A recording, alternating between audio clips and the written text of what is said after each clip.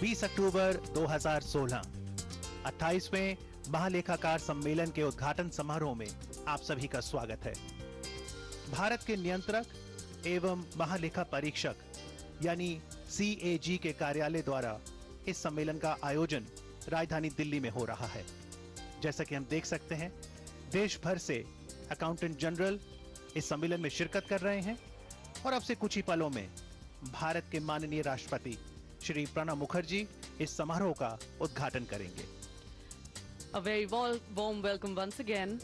This two-day conference will have 4 brainstorming sessions on auditing the programs related to sustainable development goals, meeting challenges in revenue audit, impact of integrated financial management system on accounts and entitlement functions, and audit of local bodies, perspectives and concerns.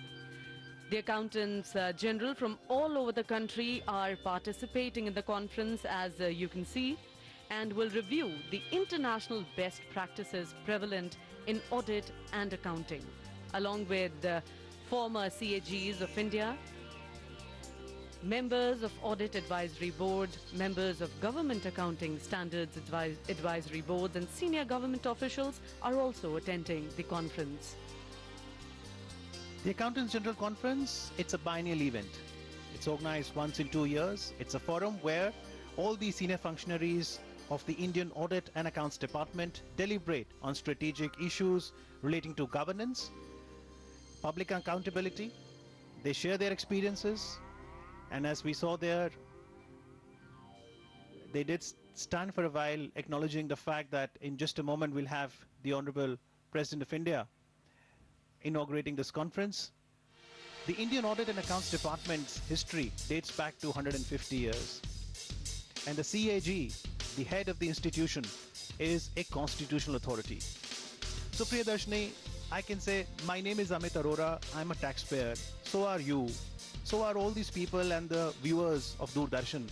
The question is, the revenue that government collects through taxes, the schemes that it makes and the budget that gets allocated, what assurance do I have that the monies collected are spent appropriately? That assurance to the taxpayer or the parliament is given by the office of the Comptroller and Auditor General. Rightly said, Amit. And for the uninitiated, Comptroller and Auditor General CAG is sort of a guardian or caretaker of the national purse. He is appointed by the Honorable President of India for a tenure of 6 years. And when we talk about today's conference, the Accountants General Conference is sort of a prime platform where the entire top-level management of the IA and AD, Indian Audit and Accounts Department, come together once in 2 years to review, discuss, and probably recommend the direction in which the IA and AD needs to move in order to deliver its mandated duties in the best possible manner. So the Constitution of India has the 3 pillars, namely the legislature that makes the laws. Then there is the executive. President heads the executive. He has that council of ministers and the prime minister to aid and advise him. And then the judiciary is there at the center in the state. But the office of the CAG is independent of these 3. Presently, the Comptroller and Auditor General of India is Shri Shashikant Sharma. We did see in the visuals there Shri Vinod Rai seated in the front row. He's the former CAG. And there is also an Audit Advisory Board which is chaired by the CAG to advise him on matters relating to audit and suggest improvements in the performance and focus of audit within the framework of constitutional mandate of the CAG. That's Mr. Vinod Rai there speaking to former Deputy CAG. In today's inaugural session, we'll have Lok Sabha Speaker Sumitra Mahajanji addressing the gathering, along with Public Accounts Committee Chairman Professor K.V. Thomas and CAG himself, Shri Shashikant Sharma, along with Deputy CAG P. Mukherjee, and of course, Honorable President of India, Shri Pranab Mukherjee. देश भर से accountant general यहाँ इस सम्मेलन में शिरकत कर रहे हैं। आपको बताना चाहेंगे कि जब CAG ऑफिस की बात होती है तो देश में 130 से ज्यादा फील्ड ऑफिसेज हैं CAG के, और हर एक फील्ड ऑफिस के प्रतिनिधि आज यहाँ पर राजधानी दिल्ली का जो सीएजी कार्यालय है, हेडक्वार्टर्स है दीनदयाल उपाध्याय मार्ग में, उसके सीएजी भवन में एकत्रित हुआ है इस सम्मेलन में भाग लेने के लिए। अलग अलग थीम है, जैसे चर्चा होगी कि सस्टेनेबल डेवलपमेंट गोल्स जो कि संयुक्त राष्ट्र ने बनाए हैं, उसके चलते डिफरेंट प्रोग्राम्स को किस तरह से ऑडिट किया जाए, रेवेन्यू ऑडिट में किस तरह के चैलेंजेस आते हैं, खासतौर से जिस तरह भारत सरकार का एक रिफॉर्म आया है टैक्स में, जीएसटी, इनडायरेक्ट टैक्स में बहुत बड़ा रिफॉर्म, जहां पर बहुत सारे टैक्सेस मर्ज होकर एक जीएसटी आ जाएगा, तो उसके मद्देनजर किस तरह की चुनौतियां आएंगी ऑडिट को लेकर। सिमिलरली टेक्नोलॉजी को कैसे आप लेवरेज करें, कैसे एक integrated financial management system help कर सकता है अकाउंट्स में, एंटाइटलमेंट फंक्शंस में। और लोकल बॉडीज की अगर बात करें प्रियदर्शनी, तो संविधान क्योंकि एक लिविंग डॉक्यूमेंट है, समय समय पर उसमें अमेंडमेंट हुई है, हमने देखा 73rd 74th अमेंडमेंट में पंचायती राज इंस्टीट्यूशंस की बात हुई, तो चाहे पीआरआईज हों, चाहे अर्बन लोकल बॉडीज हों, उनके ऑडिटर अपने होते हैं, लेकिन सीएजी को सक्सेसिव फाइनेंस कमीशंस ने कहा है कि आप उनकी हैंड होल्डिंग करें, उन्हें तकनीकी तौर पर सहायता दें। Rightly said, Amit, and probably that is the reason that CAG is so important for each Indian, because it is something very personal at the same time, because you get affected by their audits, you get affected by their rules each and every day, and each taxpayer is equally inquisitive about the next step. That is why CAG office is extremely important, which led Dr. B.R. Ambedkar to say that the CAG was and is the most important officer under the Constitution of India. The first Auditor General was appointed in November 1860. The auditing functions of the Auditor General of India were detailed in the Audit and Accounts Order 1936, which largely forms the basis of the audit mandate of the Comptroller and Auditor General of India post-independence. The first Indian Comptroller and Auditor General of independent India took over in 1948. These accountant generals that have gathered from across the nation have come from different state capitals. The accountant generals have a very important duty. They are the ones who handle the accounts function, audit function, the entitlements function like the pension fund, provident fund of various state governments, of various state public sector undertakings that come under the ambit of the office of the CAG.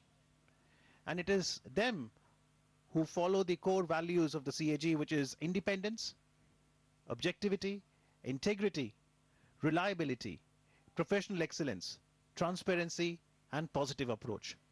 Priyadarshini, जब भी audit शब्द का जिक्र होता है, कई बार एक घबराहट भी होती है कि ऑडिटर आएगा, कमियां बताएगा, डेफिशिएंसी, इरेगुलरिटी पॉइंट आउट करेगा, तो आपको भी ऑडिट शब्द से डर लगता है या आपको लगता है नहीं, खामियां पता लगेंगी या अच्छी प्रैक्टिसेस पता लगेंगी तो बेहतरी से स्कीम्स इंप्लीमेंट हो सकेंगी? जाहिर सी बात है, as a common person, as a layman, audit is a word which is dreaded. You always feel that probably, you've not filled in your taxes well. You always want to meet the deadline. You always want to be the right taxpayer, the good Indian in everyday life. But there has been a paradigm shift now. Sure. Today, auditors are seen as partners in upgrading governance. Yeah.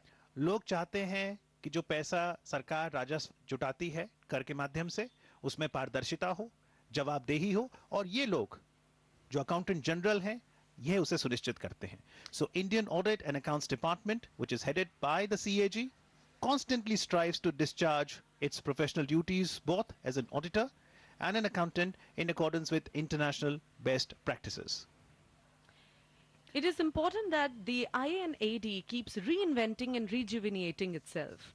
A regular internal and probably external consultative process facilitates this effort to adapt and upgrade professional practices, structures and methods of functioning. And it is very, very important to reinvent it so that it keeps pace with time.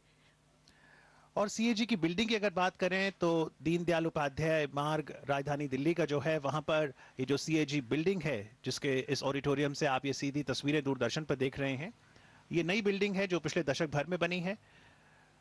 Firozshah road पर CAG का एक और कार्यालय है.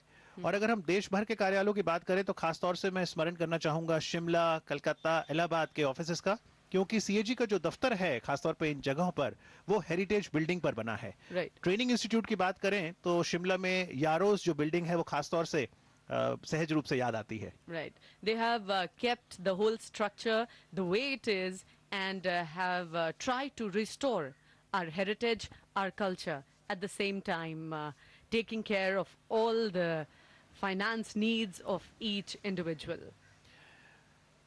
So everyone anticipating the arrival of the Honorable President of India, Shri Pranab Mukherjee, who will be inaugurating the two-day conference of the Accountant Generals.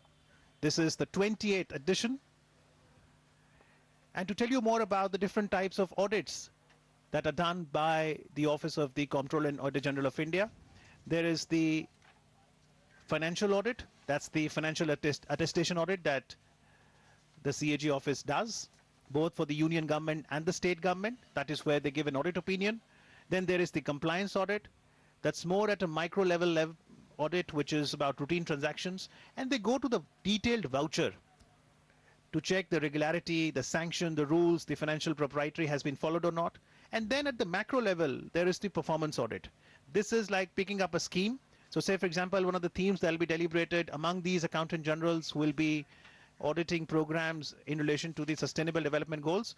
So if one of the SDGs says fight poverty and targets have been set till 2030, then performance audit could help analyze that scheme or a project with respect to those targets. Yeah. And certain specific functions and responsibilities are also allocated when we talk about CAG.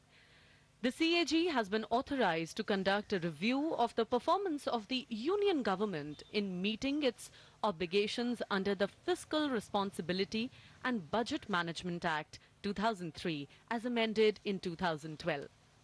The CAG has been also assigned the mentoring role of providing technical guidance and support to the local fund audit wings of the state governments, who are the primary auditors of the urban and rural local bodies. That's Vandana Shiva, and she's part of the advisory board, which I just mentioned. The CAG is assisted by a lot of people so that they can really establish best practices. And today, when you talk about audit, one of the emerging very important audit is the environment audit, and therefore Yeah. you have the environmentalist Vandana Shiva there. CAG has been also entrusted the duty to certify the net proceeds of central taxes and duties which are shareable with the states. The CAG has the authority to audit the accounts of even private companies. And as we can see, the accountant generals there standing to welcome the dignitaries, the Honorable Speaker Lok Sabha Sumitra Mahajanji, Dr. K.V. Thomas, the chairman of the Public Accounts Committee, through which the office of the CAG places its audit report to the Parliament. And now we await the arrival of the Honorable President. There he is, Honorable President of India, Shri Pranab Mukherjee, arriving at the 28th Conference of Accountants General.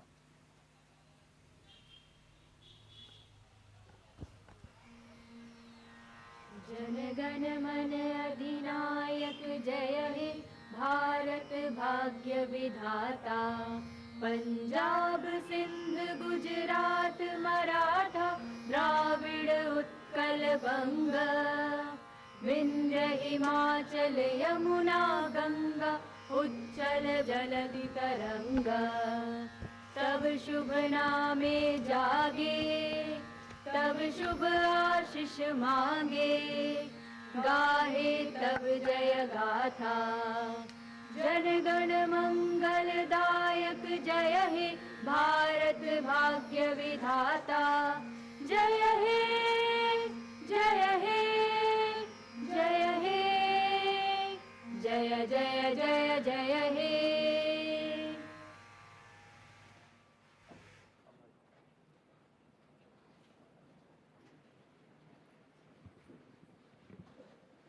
We begin with the auspicious ceremony of lighting the lamp. May I request the Honorable President of India to light the lamp. I also request all the dignitaries sitting on the dais to join the President.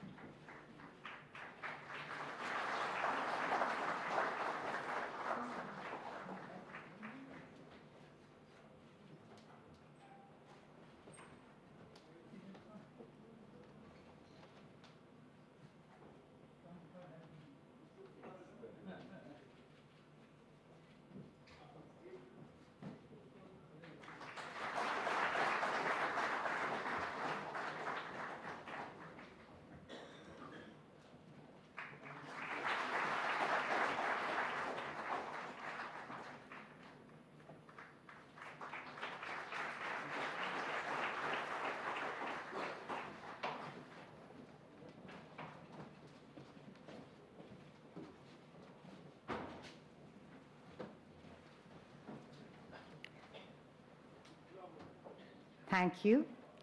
The Accountants General meet biennially to take stock of various changes in the national context as well as global changes in our profession. The 28th conference will deliberate for the next 2 days on the present challenges before the department and chart a roadmap to meet these challenges. I request the Comptroller and Auditor General of India, Sri Shashikant Sharma, to set the tone of the agenda with his welcome address.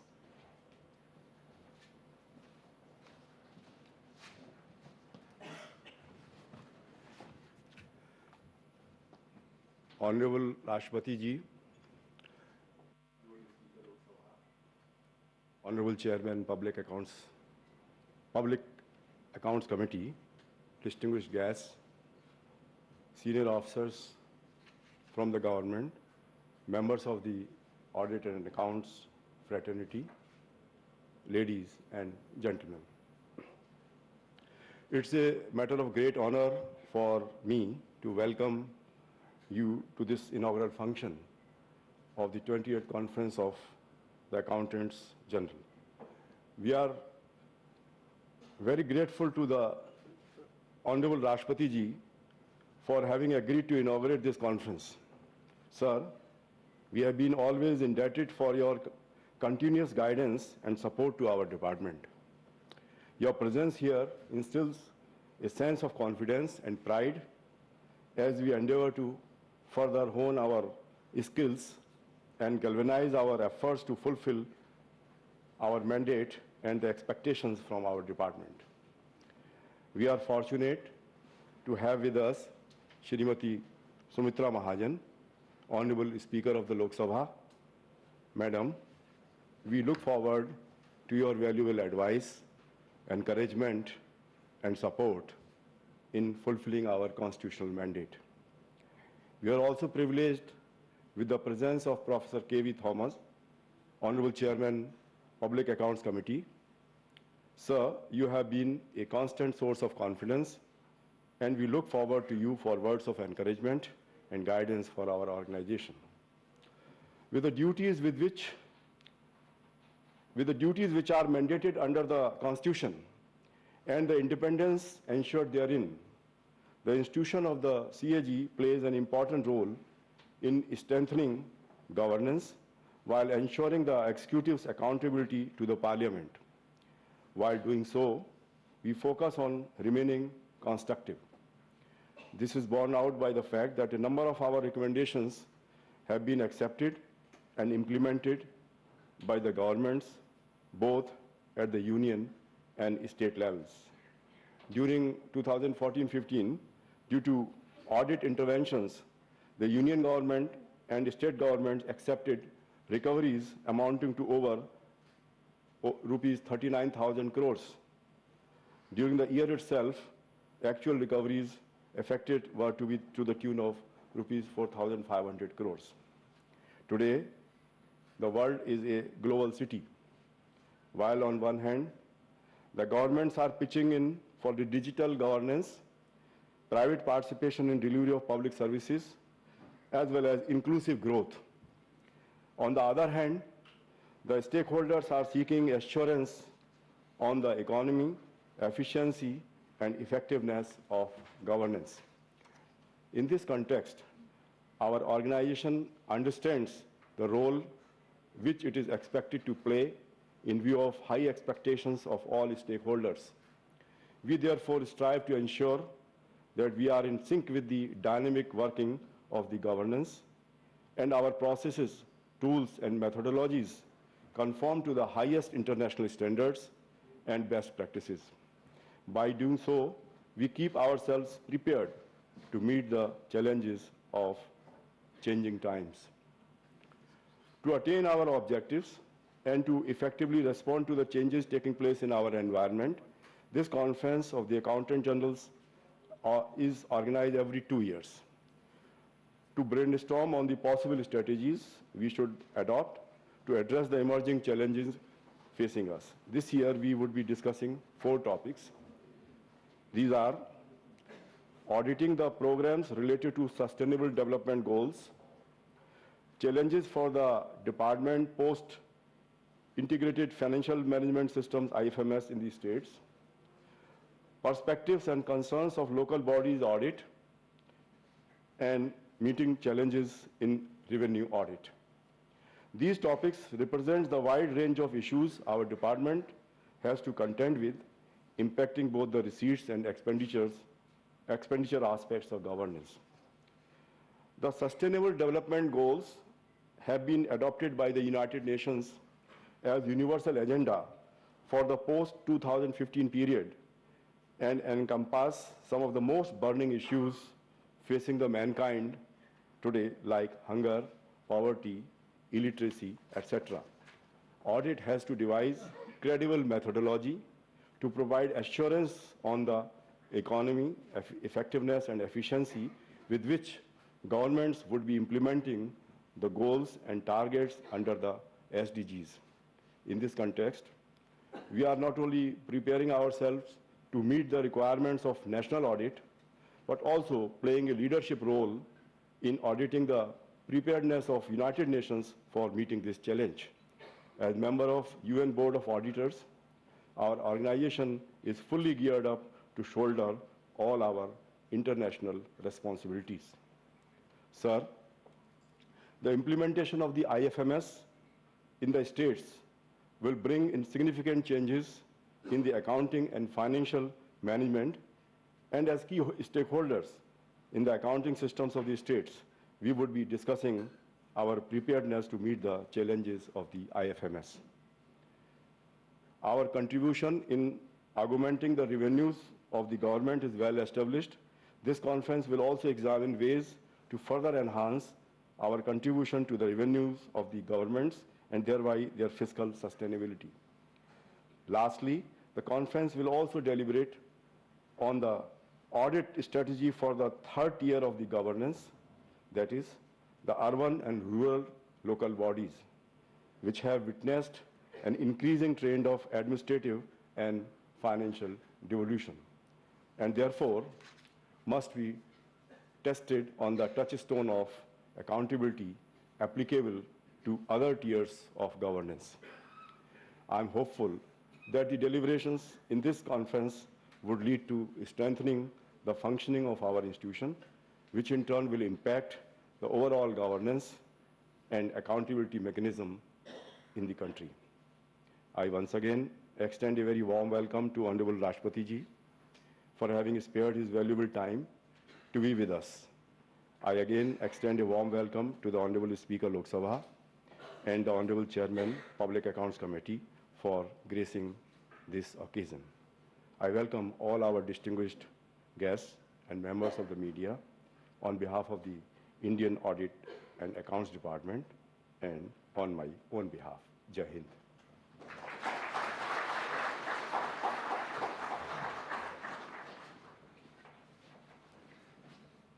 Thank you, sir. It is an honor for us to have our distinguished guests. We will formally felicitate the Honorable President of India with a bouquet of flowers.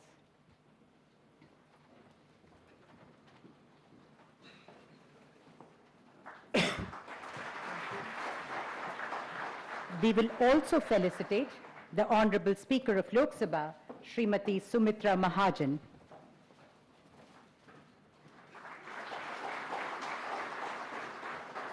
And the Honorable Chairman PAC, Professor K.V. Thomas.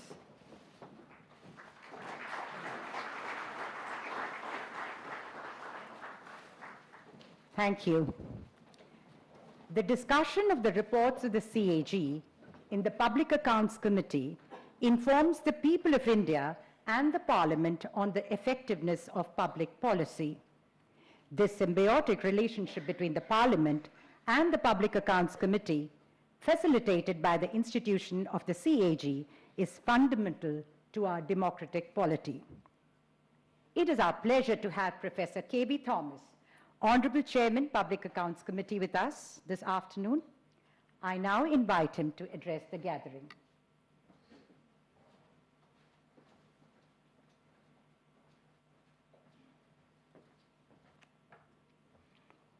Honorable President of India, Madam Speaker Lok Sabha, Controller and Auditor General, senior officers of the Indian Audit and Accounts Department, media friends, ladies and gentlemen.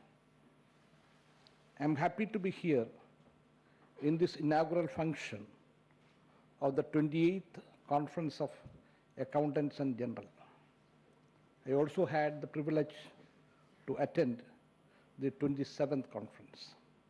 This conference gives an opportunity to the organization of the Controller and Auditor General of India to review its functioning and rework its strategies for the new challenges and expectations from the stakeholders. Even though the CAG, under Article 148 of the Constitution, is an independent constitutional authority, without being part of Union Legislature or Union Executive, CAG conducts the audit of expenditure on behalf of the Parliament and is responsible only to the Parliament. Thus, the CAG is an institution through which the accountability of the government and other public authorities to Parliament and state legislature is enforced. Accountability is not the same as accounting, though the latter is a part of the former. The term accountability means answerability to the Parliament for all its decisions.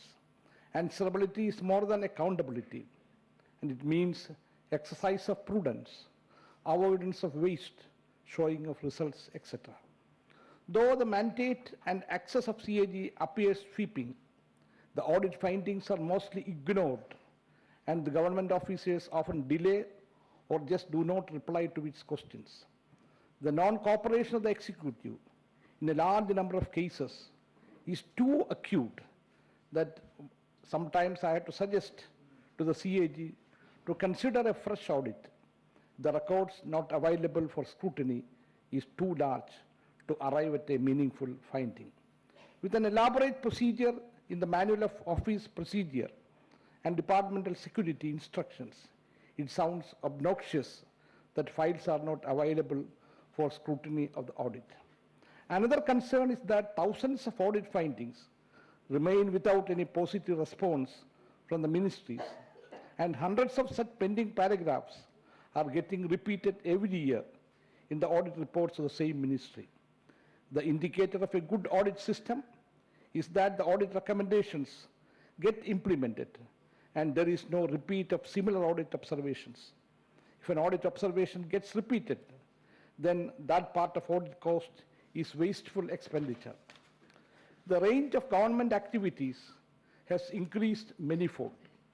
The many players, other than the central and the state governments, such as local bodies, Panchayat Raj institutions, societies, NGOs, and private sector through public-private partnership, PPPs, have become major stakeholders in the process of development. This has introduced complexities in fund flows, expenditure, accounting, and evaluation. The PPP model has become a favorite mode of executing big infrastructure projects worth crores of rupees, and these projects may or may not come under the audit purview of the CAG, depending on sources of funds and the nature of revenue sharing agreements between the government and the private entities.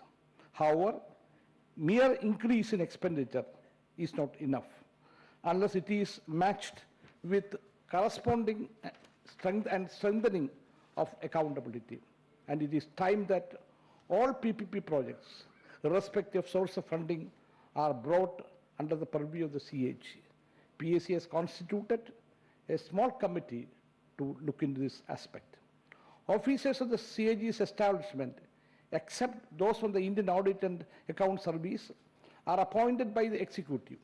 The CAG, although appointed by the executive, is not removable except as provided for in the Constitution. All other officers remain under the influence of the executive. This poses an institutional conflict. I suggest that the appointment of the CAG may remain with the executive as at present, but the officers and staff of the CAG should be appointed by the CAG from amongst persons of impeccable integrity. The traditional understanding of audit has been that it is done after the event, that post-mortem. Similar was the case with the judicial review by the courts also. However, recognizing that certain kinds of excesses cannot be remedied after the event, the courts have gone ahead and invented various mechanisms, including continuing manuals, where the court monitors the follow-up action. Audit, although has more flexible and immediate access to modern gadgets, has lagged behind in inventing such methods. I suggest that, to begin with, each flagship program must be brought under the audit in the lines of action research, with monitoring and evaluation, with fixation of goalposts in the baseline, midline, and end line, and concurrent monitoring. I am actually agitated to note that if something is not done, it is not supposed to be audited. In penal law, even inaction can be a crime. In administration law, mandamus is issued when something has not been done. However, where the question of efficiency and accountability are involved, no action can be taken for inaction. The petroleum products exploration case is an example where no action was taken for over 2 decades and no responsibility can be fixed by the audit, as nothing has been done. It is difficult to pinpoint who gained, but I can say that for sure that the nation lost. I urge that we cannot let the nation continue to lose, and some methodology has to be defined to ensure that cabinet decisions get implemented within the time prescribed. I wish you all the best in your deliberations. Thank you.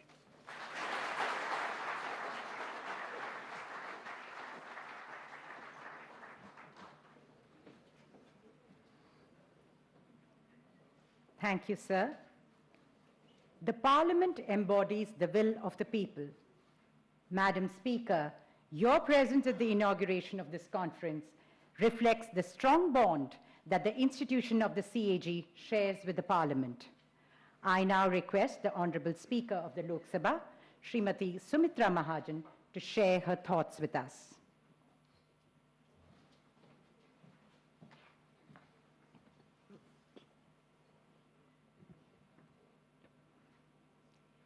Honorable Rashtrapati Ji, Pranab, Honorable Chairman, Public Accounts Committee, Sri K.V. Thomas Ji, Honorable Comptroller and Auditor General, Sri Shashikant Sharma Ji, Deputy Controller Auditor General, Sri P. Mukherjee, Accountant Generals from different states of India, distinguished guests, ladies and gentlemen.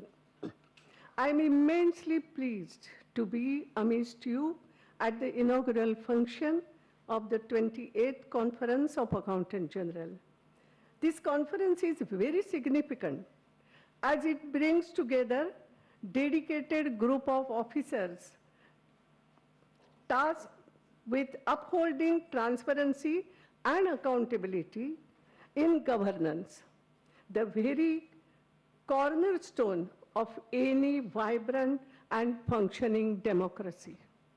India has established itself as one of the fastest growing economies of the world. The Indian economy has the potential to become one of the 2 largest economies by mid-century. The long-term growth perspective of the Indian economy is positive due to its young population, healthy savings and investment rates, and increasing integration into the global economy. But in my opinion, presence of a strong institutional framework, which includes a strong and independent oversight body like CAG, has also played a very crucial role in our economic growth story. In fact, India's parliamentary oversight mechanism and its functioning is much admired all over the world. That is my experience.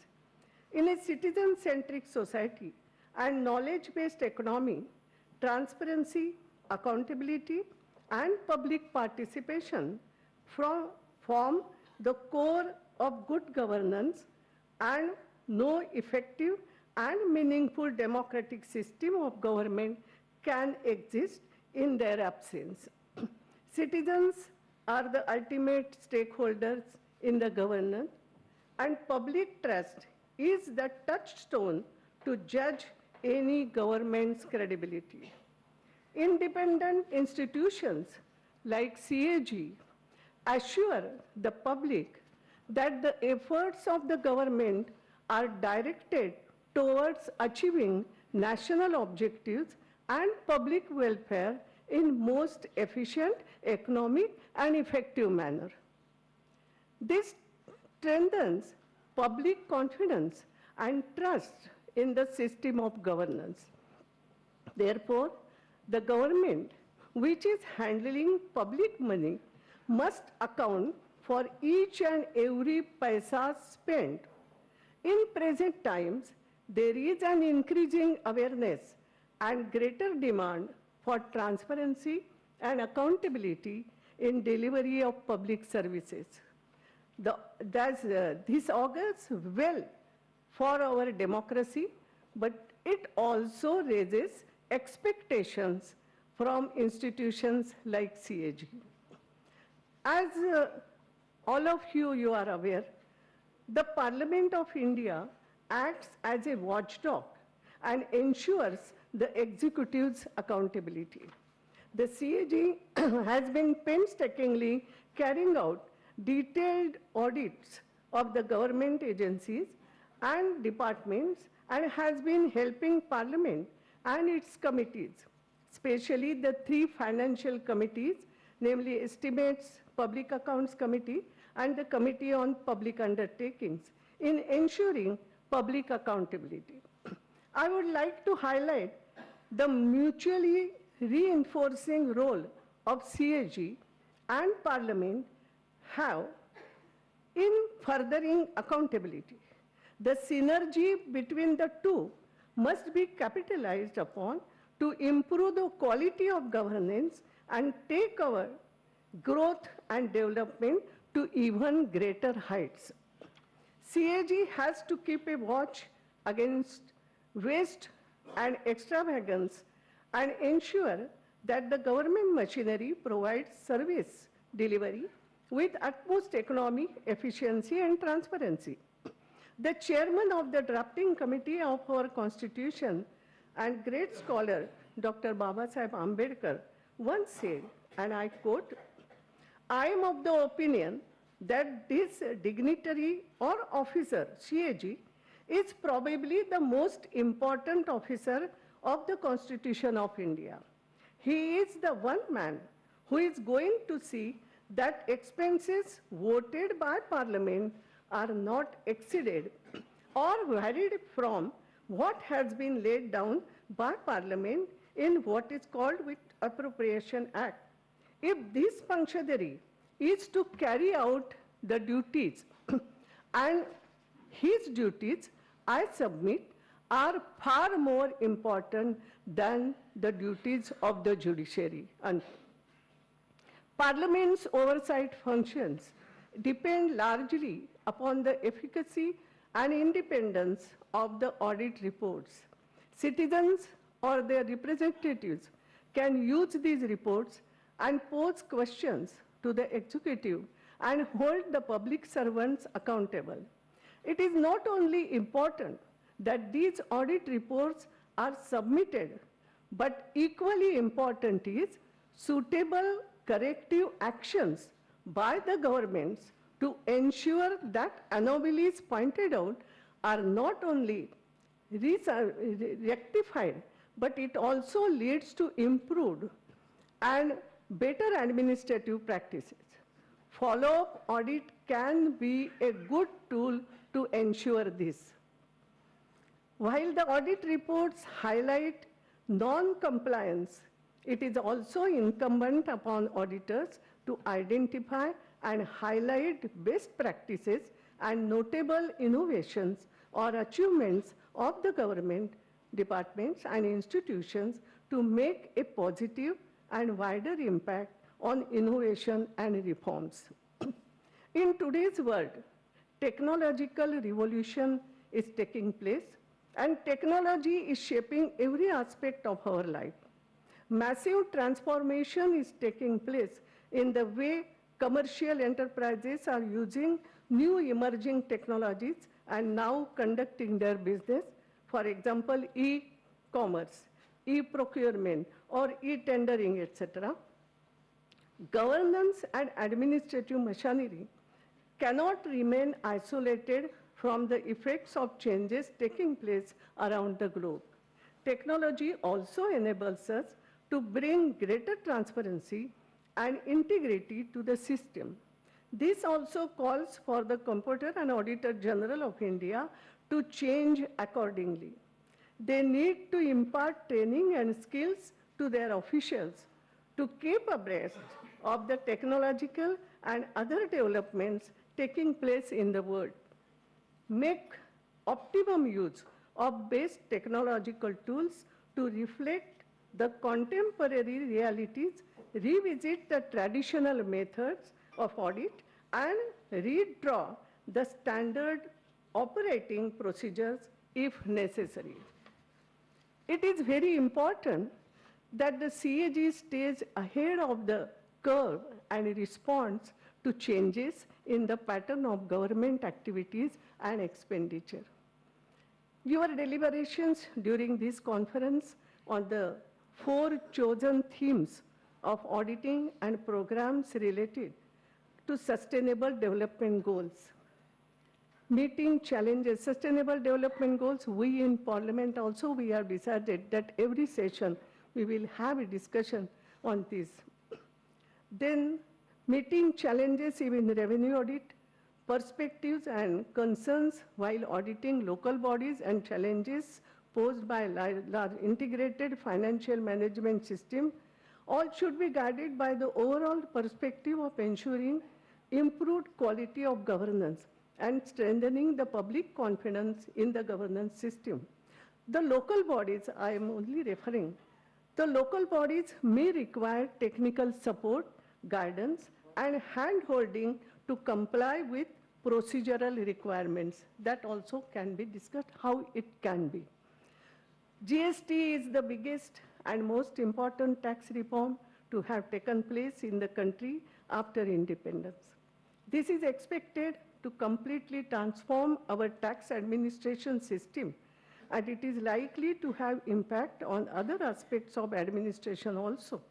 It is quite possible that during the initial phase of implementation of GST, there may be teething troubles. But during such testing times, CAG is expected to examine carefully and give feedback, and also guide the stakeholders in ensuring that the expected economic benefits of GST are realized optimally. I am sure during these transforming times, the discussion and deliberation in this conference will go a long way in giving all of you insight and perspective to explore the new emerging aspects and challenges of audit.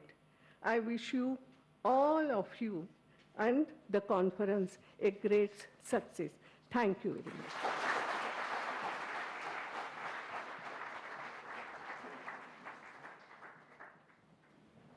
Thank you, Madam. We are honored to have with us this afternoon the Honorable President of India. He brings to bear in this position a life dedicated to public service.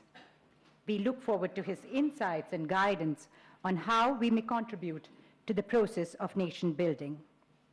It is my privilege to invite the Honorable President to address us and inaugurate the conference. Ladies and gentlemen, the Honorable President of India, Shri Pranab Mukherjee.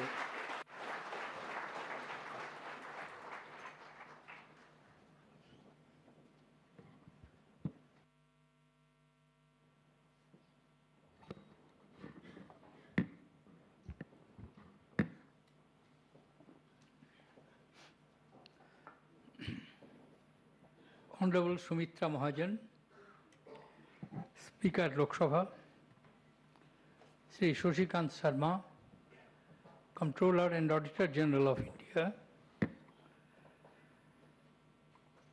Sri K.V. Thomas, Chairman Public Accounts Committee, Dr. P. Mukherjee, Deputy Comptroller and Auditor General of India, Sri Vinod Rai, former Comptroller and Auditor General of India,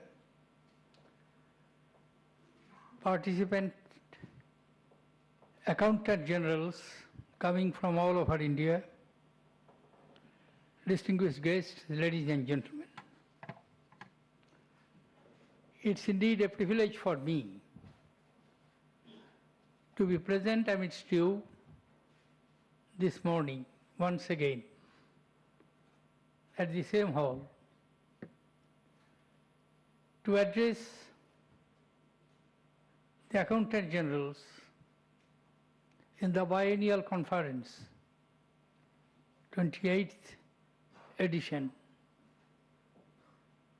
organized by Comptroller and Auditor General of India. You belong to the service, perhaps one of the oldest organized service in our country. Immediately after the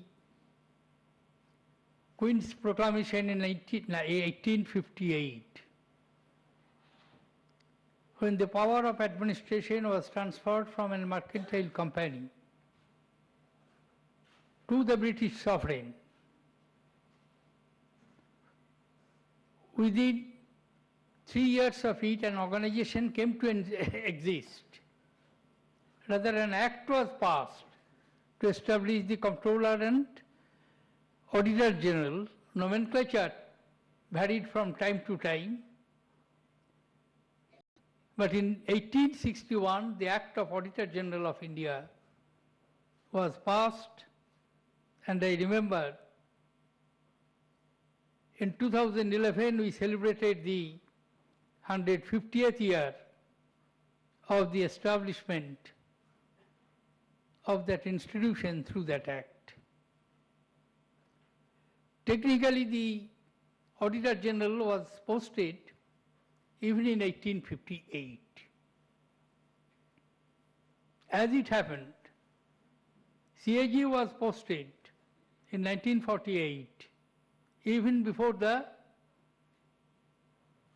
acceptance or introduction of the Constitution on 26 January 1950. I am mentioning these things only to highlight how a tradition has built up over centuries and which has still relevance today, of course, with always having dynamic changes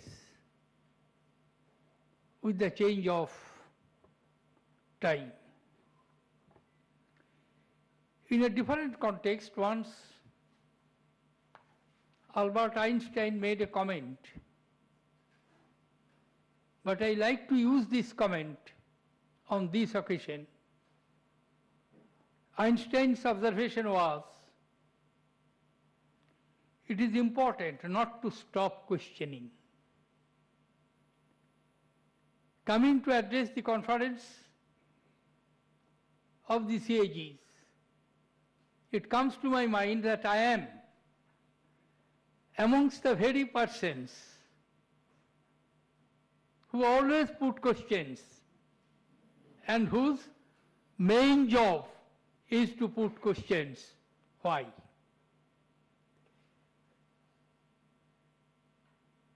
Over the years,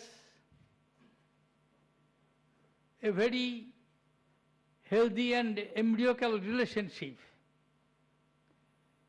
between your organization and Parliament has been established. Even long before independence, accountability of the executive in matters of money and finance to the legislatures even with a very limited power, the legislatures having in those days, the organization of PAC, Public Accounts Committee in Parliament, or state legislature, came to exist in 1921. It was one of the oldest parliamentary watchdog body in the whole world. And there was no wonder how, as a member of the Public Accounts Committee, a legendary parliamentarian, Satyamurthy, put the members in charge of finance on the mat. And once observing the session of the Central Legislative Assembly, even Mahatma Gandhi, who was very skeptic about it, observed that if there were 10 Satyamurthis, perhaps the Britishers should have left 10 years ago. I am telling this story to point out the importance and important relation between Public Accounts Committee of Parliament and the organization of the CAG. I am happy that Honorable Speaker of the House of Lok Sabha, in addition to the Chairman of the Public Account Committee, have shared their perceptions about the role of the CAG's organizations, both in the center and in the states. As it is very correctly pointed out, India's economy is growing and emerging as one of the fastest growing economies in terms of GDP, in terms of purchasing power parity. Though we are way behind from the first three major economic power of the world, where US economy is more than 13 trillion US dollar, followed by Japanese, and closely followed by China, around 11 trillion US dollars. We are well behind that. But keeping aside that fact, the fact remains, in the last decade, almost 10 to 12 years, India's economy registered steady GDP growth and had a short period of 8% plus GDP growth within the last decade. Despite major financial crisis of 2008 and still the lingering problems in Eurozone crisis, which has very adversely affected India's external sector as export to Europe and North America, are yet to take off. But Indian economy has registered a GDP growth of 7.5% plus in 2015 and is expected to maintain this rate in 2016. And in this context, the governmental activities have increased very substantially over the years. With the change of the perceptions of role government is to play, not to maintain mere law and order within the society internally, and to protect the border from the inimical forces from outside. functioning of the modern government, whether it is a declared welfare state or not, has expanded manifold. In terms of monetary transactions, I find at the time of independence in 1946-47, the receipts of the government of India amounted only to rupees 3,706 crores, and its expenditure was to the extent of 3,443 crores. Now you look at the receipts and expenditures of 2014-15, it is over 15 lakh crores of rupees. Even look at the budgetary figure. More than often I quote because it appears to be very funny and interesting that the sovereign India's budget for the first year of independent India, total revenue was 176 crores and total revenue expenditure was 197 crores. And perhaps finance minister today, or even at the level of the finance secretary, Shoshi or Mr. Vinod Rai can tell me that they provide exemption more than that on day-to-day basis.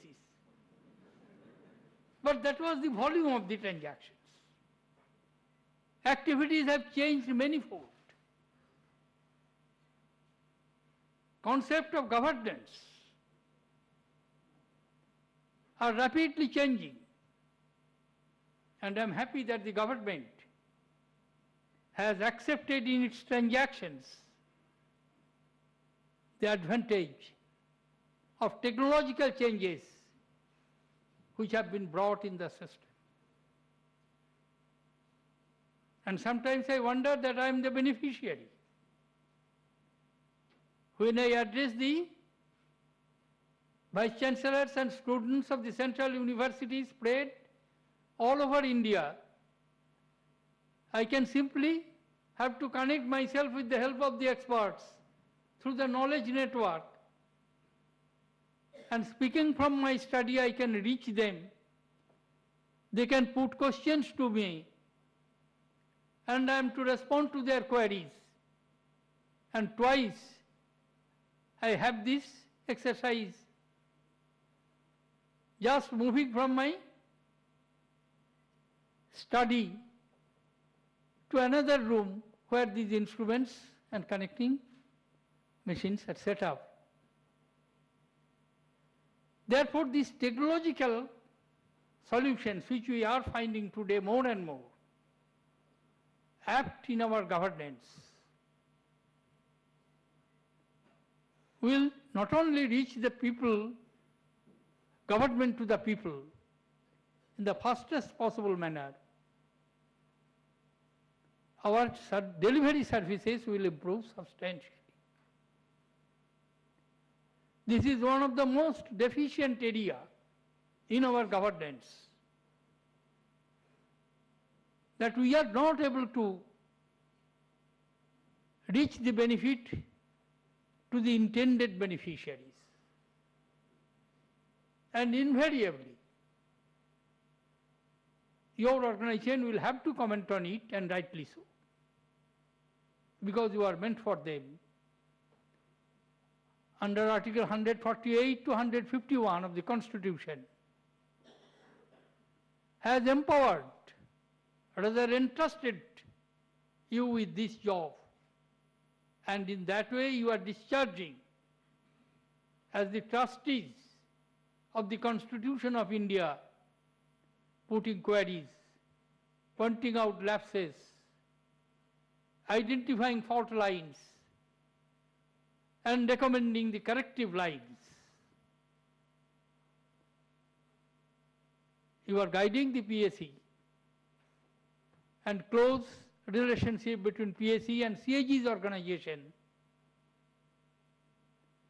is ensuring the Parliament that what 543 members of Lok Sabha or 240 members of Rajya Sabha cannot do on the floor of the House on their behalf, PAC, ably assisted by CAG, are doing it.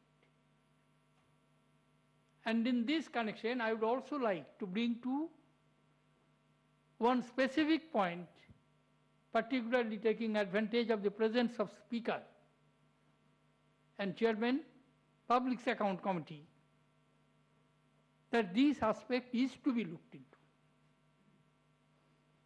Volumes of reports come to Parliament through CAGs on all important transactions in the year. But a small portion of it can be dealt by the Public Accounts Committee, simply because of non-availability of time. Then why?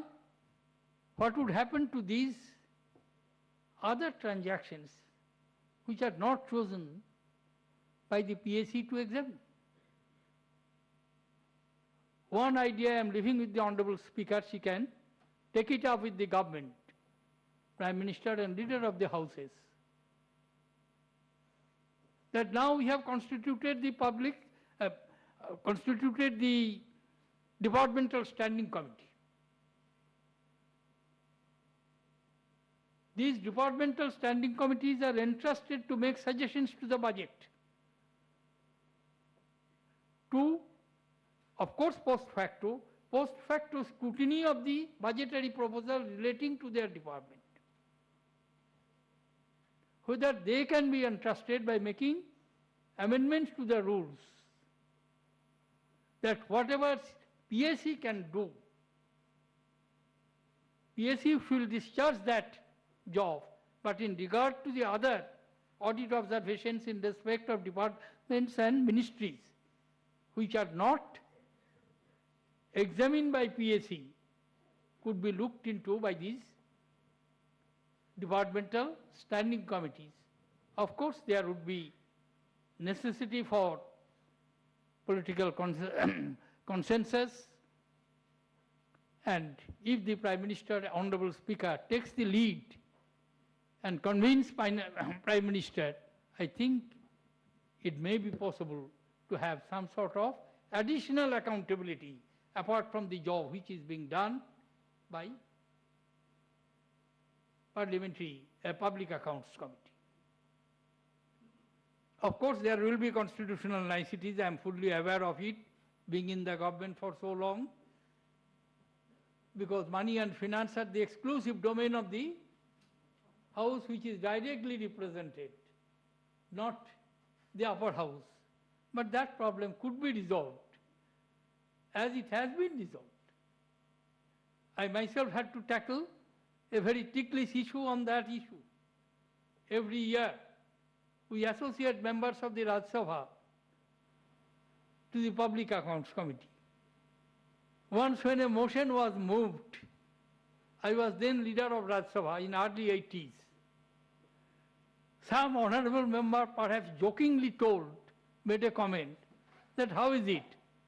Always the chairman of the Public Accounts Committee is from Lok Sabha, not from Rajya Sabha. I think it was a part of joke or light comment, but somehow the chairman took very seriously and made an observation which caused a furore. I am not going into that, but which required me to have a couple of meetings with the leaders of the various political parties and going between chair and them, and then to resolve the problems. We have the system of associate members. But in a ruling, Speaker observed that associate members exercise their rights fully as the full member. No way in there. Thomas will bear me out because he is PAC chairman for a pretty long period of time. That in the transaction of the business, in deliberations, there is no distinction between the members and associate members. Therefore, those technicalities of the supremacy of elected House of Parliament over money and finance can be examined and an amicable, applicable solution will be found out. This is my suggestion. I thought that I will take this advantage of the presence of Honorable Speaker in this conference. I wish you all success. No doubt your deliberations, taking into account the very valuable and important suggestions emanating from Honorable Speaker, Chairman of the Public Accounts Committee, and while introducing the subject, the observations made by CAG himself will be the guiding principles of your deliberations for the next 2 days. I wish you all success. You are the custodians, rather you are the trustees of the Constitution of India to play the role of most important watchdogs of helping Parliament to understand the detailed intricacies of financial transactions in the public funding by various organizations, government and other, where the money are spent from Consolidated Fund of India, protecting the interests of the people. Carry on this job. I wish you all success. Thank you, ladies and gentlemen. Jai Hind.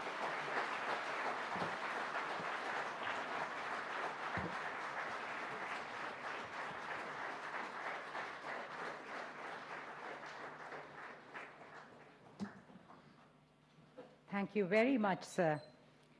As we near the conclusion of this afternoon's event, we are left with the very pleasant duty of thanking our esteemed guests and all those involved in organizing the event. I request the Deputy Comptroller and Auditor General, Dr. Pranab Mukherjee, to propose a vote of thanks.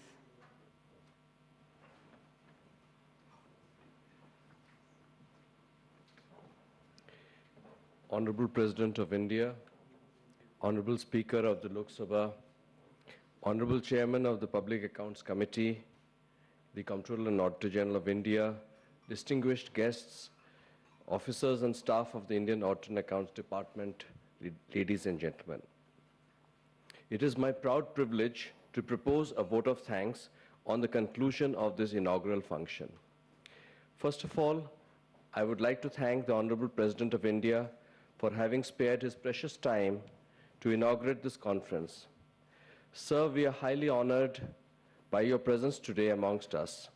We thank you for sharing your thoughts and enlightened views on the challenges for sustainable development and good governance, and for emphasizing the role of transparency and accountability in executive actions.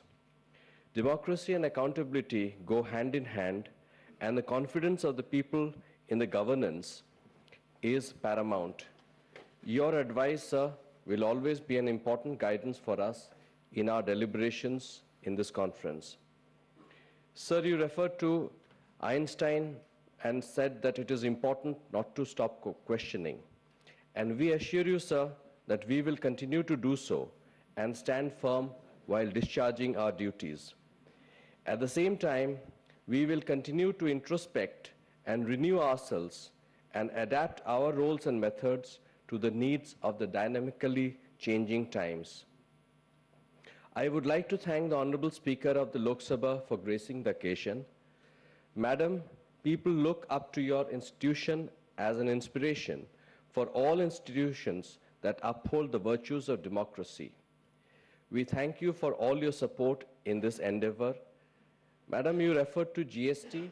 I would like to mention that it is going to be part of our deliberations as we look into the revenue audit and the newer models which are emerging therein. I would like to thank the Honorable Chairman of the Public Accounts Committee for graciously accepting our invitation and attending this inaugural function. Sir, we look up to you for meaningful discussions on our audit reports so as to enforce accountability and make our task relevant. Your institution ensures that public servants do not shy away from examination of their actions and are held accountable for it. I thank you, sir, for expressing your views and for being a pillar of strength to us in the INDAD. I would like to express my sincere thanks to the Comptroller and Auditor General of India for guiding us at every step in preparing for this conference, as well as in taking conclusive action on the recommendations of the previous conference. I sincerely thank the distinguished dignitaries and invitees who have kindly graced this function by their presence this morning. I would like to thank the staff of both the electrical and civil wings of the Central Public Works Department and the Chief Security Officer and his staff for their assistance during this conference.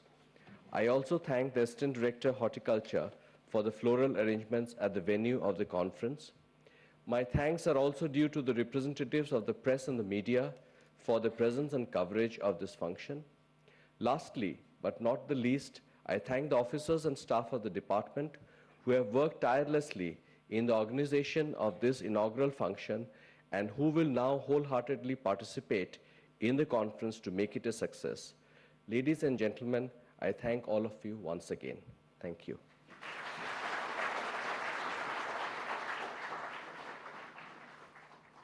Thank you, sir. Ladies and gentlemen, with this we conclude the proceedings for this afternoon. Please rise for the national anthem.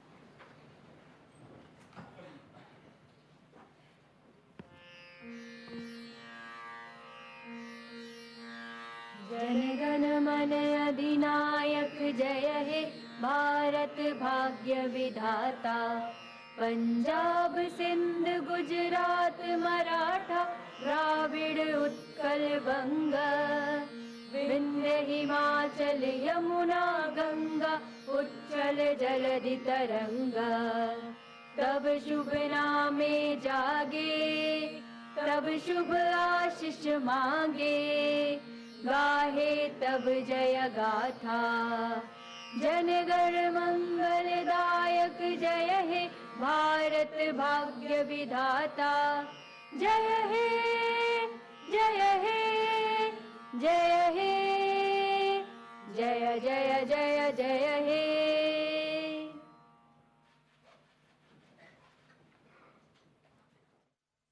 Here, the inaugural session of 28th Conference of Accountants General concludes, and tomorrow, on day 2 of the conference, the brainstorming will continue.